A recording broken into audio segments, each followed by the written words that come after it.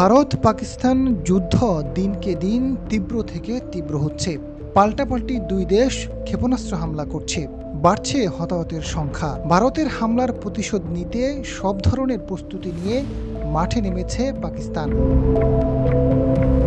জাতীয় নিরাপত্তা কমিটির বৈঠকের পর পুরো শক্তি নিয়ে মাঠে নেমেছে পাক সেনাবাহিনী। চুল পরিমাণও আর ছাড় দিতে নারাজ। যুদ্ধের শুরুর প্রথম দিনেই 5টি ফাইটার বিমান ধ্বংস করেছে পাক বাহিনী। বৃহস্পতিবারও ভারতীয় সামরিক বাহিনী অন্তত 25টি ড্রোন ভূপাতিত করেছে। গেল বুধবার গভীর রাতে পাকিস্তানের 9টি স্থানে ক্ষেপণাস্ত্র ও ড্রোন হামলা চালায় ভারতের সামরিক বাহিনী। তার প্রতিশোধ নিতে ভারতের 15টি শহরে রাতভর তাণ্ডব চালিয়েছে পাকিস্তান। বৃহস্পতিবার ভারতের উত্তর ও পশ্চিমাঞ্চলে এই ক্ষেপণাস্ত্র হামলা করেছে বলে জানিয়েছে নয়াদিল্লি।